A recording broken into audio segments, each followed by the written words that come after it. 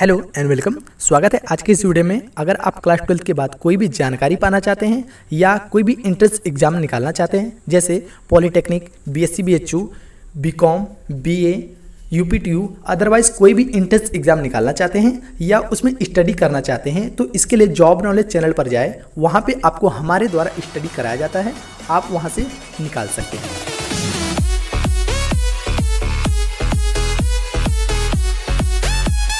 स्वागत है आज के इस वीडियो में। मेरा नाम सूरज, वाराणसी से। कक्षा 10 के लिए वीडियो बनाया जा रहा है, गणित के लिए। तो ध्यान से समझिएगा, ये चैप्टर नंबर 2 बनाया जा रहा है, बहुपद का पॉलिनॉमियल्स। महत्वपूर्ण प्रश्नों के हल आज हम बताएंगे, जो बहुविकल्पी व अति लघुत्तरी होंगे। बहुविकल्पी 1 अंक के प्रश्न पूछे जाएंगे, अति लघुत्तरी भी 1 अंक के पूछे जाएंगे। वो कौन से महत्वपूर्ण प्रश्न हैं उसके बारे में आज हम बताने वाले हैं। अगर अभी तक आप चैनल को सब्सक्राइब नहीं किए तो कर लीजिएगा, क्योंकि इसी तरह से मैं सारे चैप्टर के आपके हल करके दिखाने वाला हूँ, जो महत्वपूर्ण प्रश्न होने वाले हैं। तो वीडियो को लाइक जरूर कीजिएगा, क्योंकि इस तरह से सारे वीडियोस आपको मिलते रहेंगे। चलिए शुरू करते हैं पहले क्वेश्चन से। पहला क्वेश्चन है बहुविकल्पी के लिए, जो 1 अंक के लिए होगा।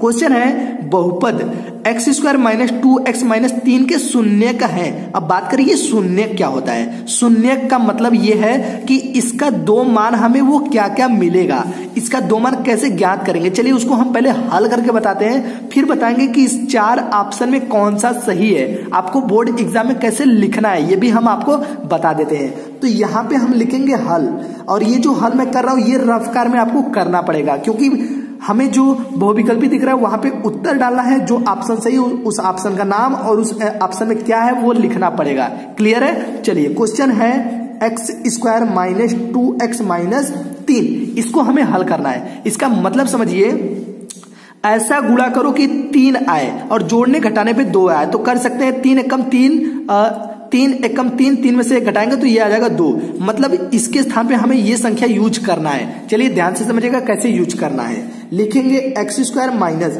2x के स्थान पे हम लिखेंगे 3 माइनस 1, और x को करेंगे बाहर, माइनस 3 हो गया। ये हो जाएगा x² माइनस 3x गुणा कर देंगे, माइनस माइनस प्लस हो जाएगा, 1 का x में गुणा करेंगे, ये हो जाएगा प्लस x, माइनस 3 हो गया। यहाँ पे डबल का जोड़ा अलग अलग बनाएंगे। पहले में से हम x को कॉमन करते हैं, मिल जाएगा x माइनस 3, प्लस इसमें से 1 को कॉमन करते हैं तो ये सेम का सेम वैसे ही छूट जाएगा। इस तरह से ये दोनों सेम दिख रहा है, तो एक बार लिखेंगे, दूसरी बार x प्लस 1 लिखेंगे। ये चीजें आप अपने स्कूल में, कोचिंग में पढ़ चुके होंगे, लेकिन मैं यहाँ पे इसलिए बता रहा हूँ क्योंकि आपको भी समझ में आ सके। देखिए इसका शून्य ज्ञात करने के लिए मैं 0 लूंगा, बराबर के 0, क्योंकि मुझे शून्य का ज्ञात करना है। पहले को 0 के बराबर रखेंगे, मतलब x माइनस 3 बराबर 0, तो 3 को भेजेंगे राइट हैंड साइड तो 3 आ जाएगा। सेकंड को भी अगर हम x प्लस 1 को 0 के बराबर लेंगे, 1 को भेजेंगे तो x बराबर माइनस 1 आ जाएगा। हमें माइनस 1 और 3 मिल गया इसका आंसर। ऑप्शन में मिलाते हैं कौन सा सही है, तो मिल गया 3 और माइनस 1, मतलब सी नंबर सही है। तो आपको लिखना पड़ेगा उत्तर सी। ऑप्शन में क्या है, 3 और माइनस 1 है। तो इस तरह से आप लिख कर छोड़ सकते हैं, पूरे 1 अंक आपको मिल जाएंगे। चलिए शुरू करते हैं अगले क्वेश्चन को। सेकंड क्वेश्चन है, m का वह मान जिसके लिए 4x² minus 6x minus m x minus 3 से पूर्णतया विभाजित है, वो है। 4 ऑप्शन आपको दिया गया है। अब देखिए इसको कैसे हल करना है। जैसे हमें यहाँ पे लिखा है तो मैं हल करूंगा, तो हल कैसे करेंगे ये देखिए, लिखा है 4x² minus 6x minus m।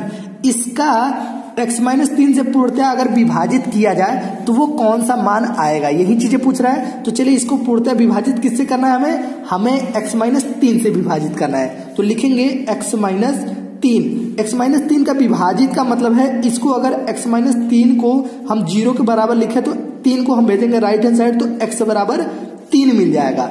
इस 3 की वैल्यू हमें x के स्थान पे रखना पड़ेगा, x का मान जो मिला हुआ है। ठीक, रख लेते हैं। ये हो जाएगा 4 इंटू 3 का स्क्वायर माइनस 6 इंटू 3 रखेंगे, माइनस m, इसको 0 के बराबर रखेंगे क्योंकि मैं विभाजन चेक कर रहा हूं। ठीक, तो ये हो जाएगा 3 3 के 9, 9 के 4 में गुणा कर दीजिए, ये हो जाएगा 36 माइनस 6 3 के 18, और माइनस m को हम भेजेंगे इधर राइट हैंड साइड, ये हो जाएगा m। तो 36 में से 18 को घटा दीजिए, मिल जाएगा 18, तो m बराबर 18 मिल गया। हमें m का मान ज्ञात करना था, m बराबर 18 मीन्स पहला ऑप्शन सही है, तो आपको देना पड़ेगा उत्तर ए में 18 नंबर है, यही इतना लिखना पड़ेगा, बाकी ये चीजें आपको रफ कार में करना पड़ेगा। ठीक, चलिए बढ़ते हैं कुछ ऐसे ही अगले क्वेश्चन के साथ। अगला क्वेश्चन है अति लघुत्तरी के लिए जो 1 अंक पूछा जाएगा।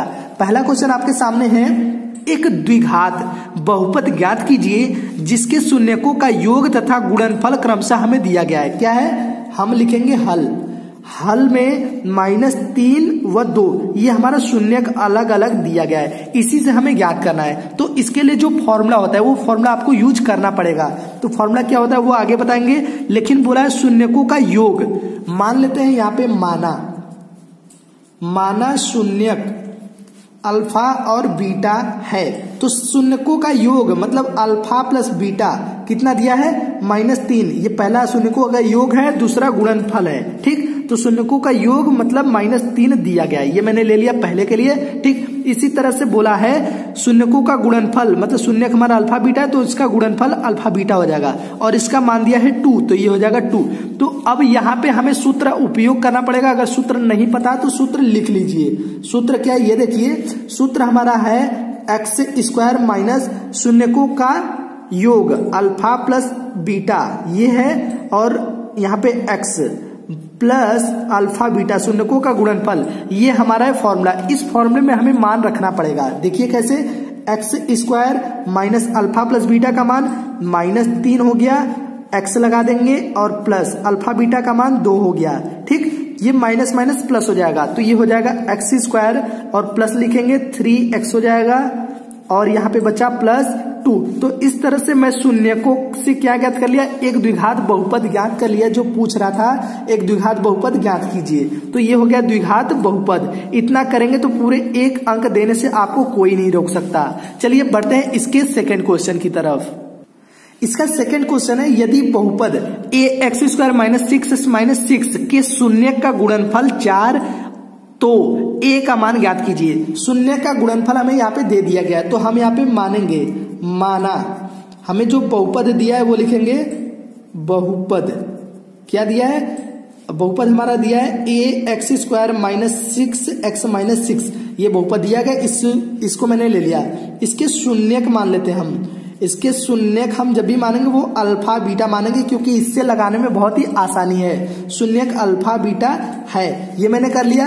अब यहाँ पे बोला है क्या क्वेश्चन में कि शून्यक का गुणनफल 4 है, तो गुणनफल का फॉर्मूला क्या है ये देखिए, लिखेंगे शून्यक का गुणनफल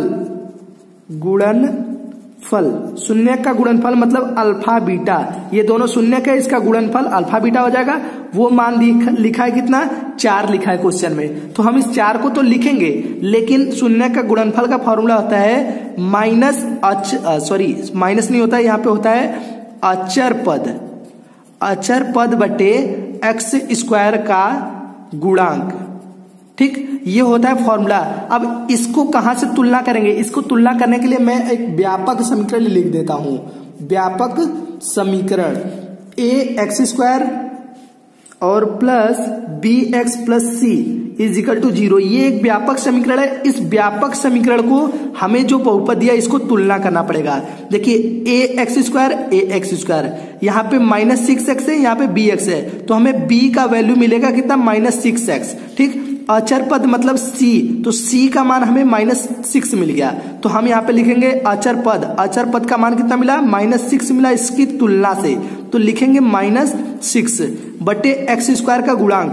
तो x² का गुणांक a मिल रहा है, तो हम नीचे लिखेंगे a। तो यहाँ पे क्या लिखा है, अल्फा बीटा का मान -6 बटे a, इसकी वैल्यू टोटल लिखा है क्वेश्चन में 4 है, तो हम इसको बराबर 4 के ले लेंगे। क्लियर समझ में आ रहा है आपको, तो ये हो गया -6 अपॉन a बराबर 4। अब यहां से में a का मान ज्ञात करना है, तो a बराबर क्या हो जाएगा, इसको गुणा करेंगे, 4 को नीचे भेज देंगे, तो ये हो जाएगा -6 बटे के 4, इसको कैंसिल कर लेंगे, तो ये हो जाएगा -3 बटे के 2। ये a का मान हमें मिल गया। इतना करेंगे तो पूरे 1 अंक कोई नहीं रोक सकता देने से। अब बढ़ते हैं कुछ अगले क्वेश्चन के साथ। अगला क्वेश्चन है अति लघुत्तरी जो 2 अंक के प्रश्न पूछे जाएंगे। उसके लिए पहला क्वेश्चन क्या है, क्वेश्चन बहुपद x³ plus 2x² minus x minus 2 का एक शून्यक -2 है तो सभी शून्यक ज्ञात कीजिए। सभी शून्यक का मतलब समझिएगा, अगर ये पावर 3 का है तो इसमें 3 शून्यक मिलने चाहिए। ठीक, ध्यान से समझिएगा। अगर इसमें पावर 4 होता तो 4 शून्यक मिलता, 2 पावर होता तो 2 शून्यक मिलता, 3 पावर है तो 3 शून्यक मिलेगा। 3 शून्यक में से 1 शून्यक हमें यहाँ पे दिया है और 2 शून्यक अभी हमें ज्ञात करना है। ठीक, तो 2 शून्यक कैसे ज्ञात करेंगे, चलिए हम इसको बताना शुरू करते हैं। तो चलिए इसको हल करते हैं। हल कैसे करना है ये ध्यान से समझिएगा। हमें जो बहुपद दिया गया है वो बहुपद हम ले लेते हैं। बहुपद क्या है, x के power 3 plus 2 x square minus x minus 2, ये बहुपद दिया है और इसका एक शून्यक हमें -2 दिया है। -2 का मतलब ध्यान से समझिएगा, शून्यक दिया है ना, शून्यक, वो भी कितना -2। इसका मतलब है कि x प्लस 2 इसका एक बहुपद का गुणनखंड होगा। बहुपद का गुणनखंड होगा।